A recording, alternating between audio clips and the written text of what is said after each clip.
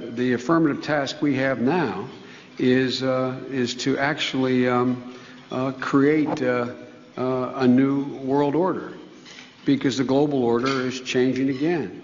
And the institutions and rules that worked so well in the post-World War II era for decades, they need to be strengthened, and some have to be changed. So we have to do what we do best. We have to lead. We have to lead. We have to update the global rules of the road. We have to do it in a way that maximizes benefits for everyone, because obviously it's overwhelmingly in our interest. This is not a zero-sum game. It's overwhelmingly in our interest that China prosper, that Mongolia prosper, that nations big and large, east and west. We have to level the playing field so that American companies and workers can compete in the world, that the competition is fair and it's healthy. All right, that was Joe Biden giving a little speech, which I'll provide the link below where I got the video from. And, just scouring the news. Yeah, I don't really report too much on the news anymore because a lot of it is basically the same old, same old. But when the big stuff that I hear, when certain things just come at me, that really shines a light on Scripture, then I want to report on it. And I thought this was pretty interesting. This little speech that Biden gave was probably, along with the Pope calling for all world religions to unite, was probably the biggest New World Order speech that I've heard in quite some time. Since the huge announcement in 1991. Well, obviously we're 22 years removed from that now, and obviously we look at the technologies today and how our currencies are working today, and it kind of seems like this was the context of this Biden speech. We know that a lot of these politicians and puppets will basically tell us what we want to hear, but in a sense they can't hide forever, meaning certain things that they say could have a profound impact, and so I'm going to bring you this article. Money, Religion, Politics, the Shifting Landscape of the New World Order and the Approaching Cashless Society. This is off of Extinction Protocol. He's got the sources linked, so you can go ahead and click on them. Right here, the Market Oracle. You can go ahead and click on the source, and it'll take you right to the article. But I'm going to go ahead and read this for you. Unholy Alliance. The Bible warns of an unholy alliance between religion, finance, and political powers at the end of time that will usher in a new age of global conformity, that no man might buy or sell save he that had the mark or the name of the beast or the number of his name, Revelation 13:17. So obviously that's talking about economics, spending, and you hear about this Bitcoin thing that has been ramping up like crazy and gaining a lot of steam. It's gaining a lot of popularity. Seems like it's going mainstream a little bit too. So I believe this Bitcoin thing is what the powers that be, who are acting like activists on the internet, are pushing for this one world economic system. So those that are involved with Bitcoin might want to think twice that you might actually be serving the beast here. So just want to think about that.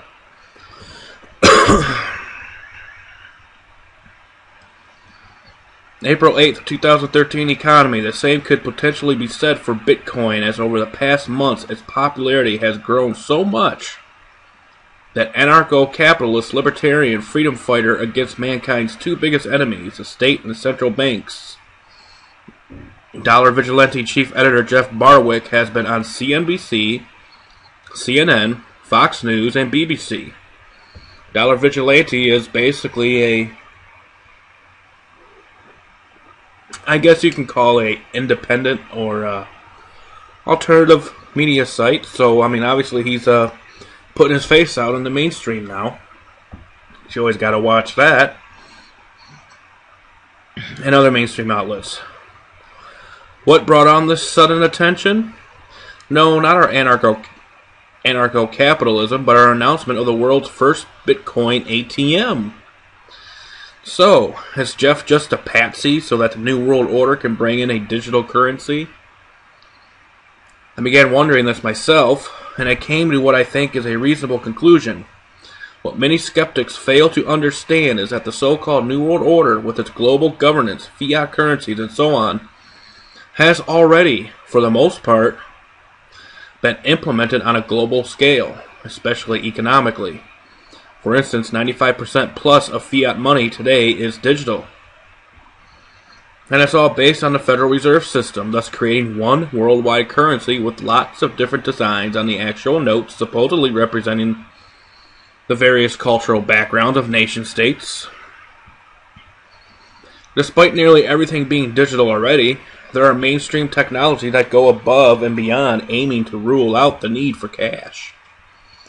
One particular app for the cashless society, above and beyond credit and debit, is called Square. If you guys have been paying attention to any TV commercials, that Square credit card app on your phone. You can get a Square app for your phone, slide your credit card through it, and you can pay for your stuff right through your phone. Thus, it works the same for Bitcoin, too. You see how this is all coming together. Bitcoin is not no alternative, folks. Bitcoin is the itching away from the old world currency into the new world currency that's going to be you. If you follow Bitcoin, you're going to be serving the beast system. So I advise you to get away from it. You know, this is what Great Tribulation is, folks. You're going to have to make a choice. You're going to have to make a stand.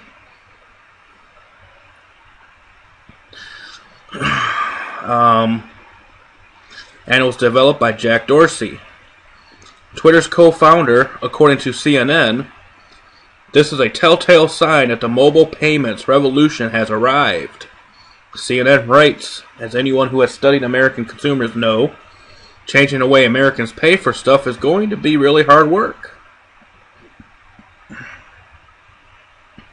But Bitcoin is turning out to be a force to be reckoned with. For instance, in comparison to longtime friends of the Liberty Movement, gold and silver, Bitcoin seems to have been the play to make over the past 6 months and beyond. For months, besides today's drop from $150 to $115, after running to $150 from $105, our charts over at gold, silver, Bitcoin have shown a bimetallic standard precipitously dropping relative to Bitcoin.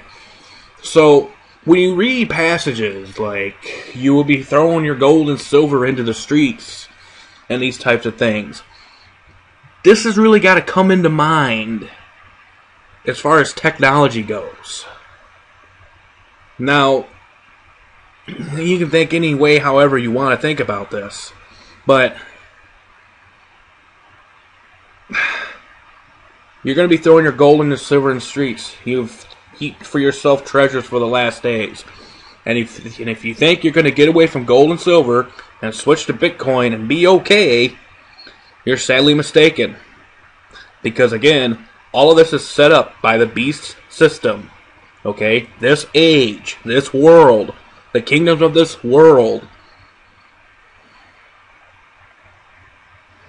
Like I said before, you get involved with all of this financial stuff, Bitcoin, all of this, now that it has mainstream media attention, with all this digital and technology and stuff like that, you can see the fast track of this cashless society going away. And I'm telling you right now, Bitcoin is part of it. And Bitcoin is part of this beast system. And I can't stress it enough. If you are involved with Bitcoin, take it up with God in prayer. Because that could very well be the catalyst to the one world currency.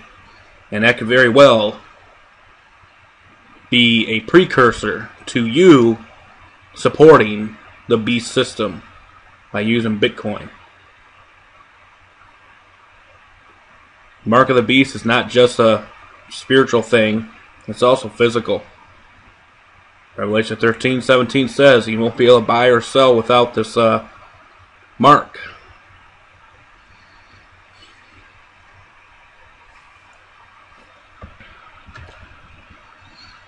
The CNN article surmises that paying by phone will be as transformative as the advent of the credit card in the 1950s. Advent of the credit card in the 50s. It will change the way we shop and bank, with powerful smartphones and tablets taking center stage on both sides of the checkout counter. It will reshape the relationship between buyer and seller. Not only will the phone or the tablet become a wallet for consumers, but it will also turn into a credit card reader and a register for merchants. You become your own register, basically. I mean, this is what these smartphones and these tablets and Bitcoin, this is what it's all coming down to.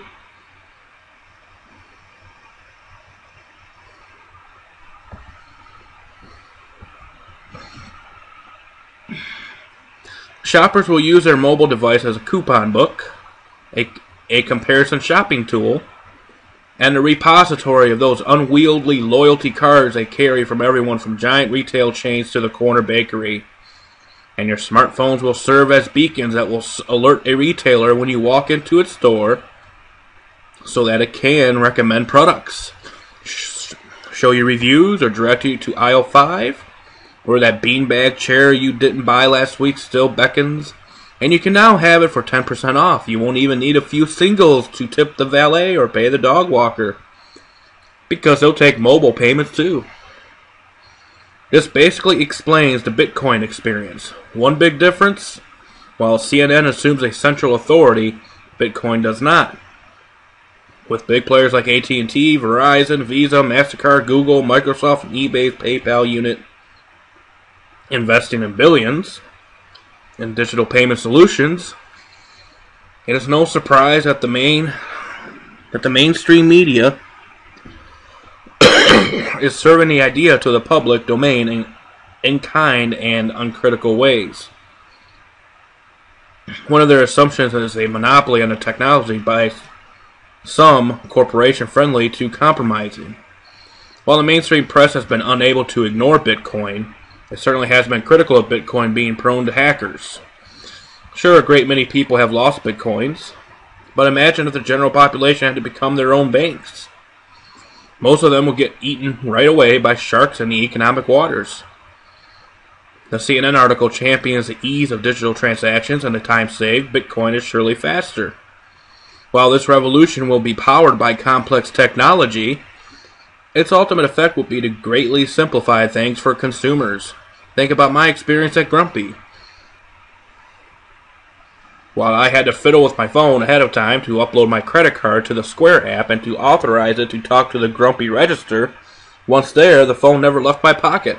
All I had to do was order my cappuccino. The article portends that a cashless future is more real than many suspect.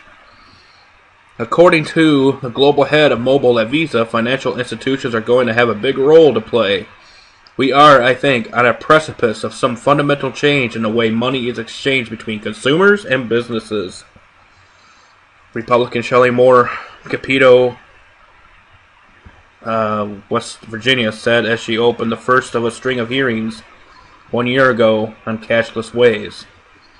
The Federal Reserve found that 12% of cell phone users had already made a payment through their phones. and almost 2/3 of technology experts surveyed by the Pew Center on Internet and Americans' Life said they expect mobile payments to eclipse cash and credit cards by 2020. This whole Obama, the Antichrist thing, get that out of your head. These guys that are in office have been put there to set the stage, to get everything ready, to get everything switched over, to unleash chaos, to ultimately bring in the age of peace. And when they say peace, peace, sudden destruction cometh upon them, which will be ruled by one individual, which will be that man of sin and that son of perdition. That is going to be the head of all these kings over these 7 continents, or 7 heads of the beast. And the cashless society is part of it. And Bitcoin is gaining steam. I heard about it a while ago. I didn't trust it then, and I don't trust it now. And for people that are involved with it, you might really want to think twice, because chances are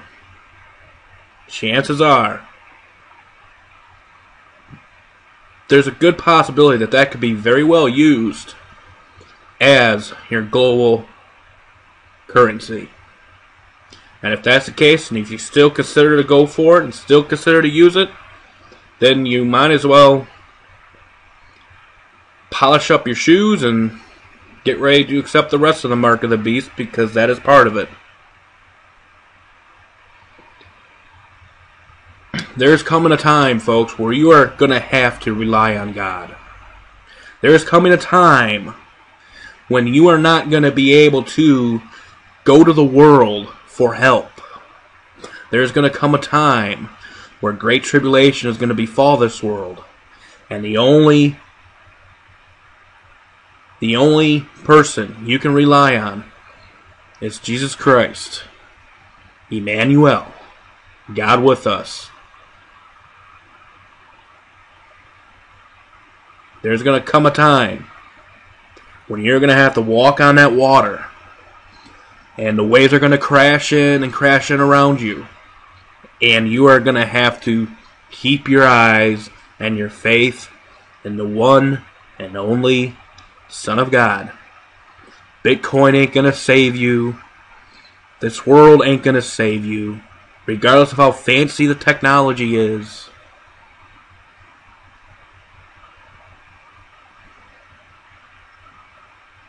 I mean, that's all I can really say. I believe what Henry Kissinger said, that Obama, let's just put Obama and his minions that they got set up here in the U.S. are going to be used to usher in the New World Order. And just think about what you just heard at the beginning of this video when I played Biden's little speech there. I'll provide the link below. And I'll provide the actual article that I got this from below, other than Extinction Protocol. And I'll give you another article which you can read that I did not get to here.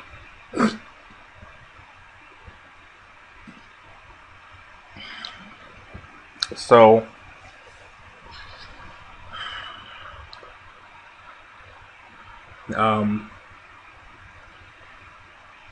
then you also have this going on. Russia warns nuclear conflict in Korea would make Chernobyl seem like a fairy tale. There's a lot of stuff going on. Vanuatu volcano upgrade to alert level 2. Another volcano erupts, creates cracks 2 kilometers long in Earth. New Madrid waking up. They had another 2.7. New Madrid is in the Tennessee area. Stretches all the way.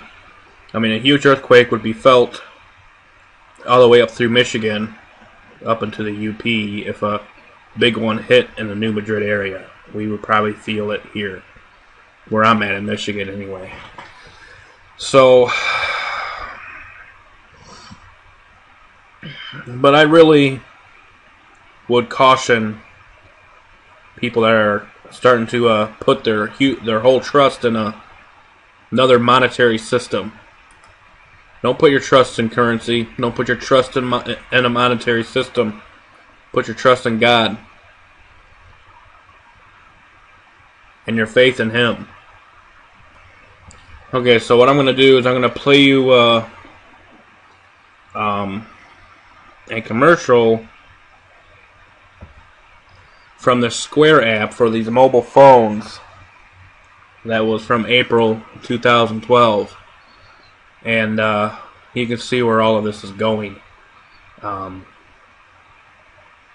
So, until next time, truth be told, truth be known, stay safe, God bless, and we will see you next time. Thanks for listening. God bless.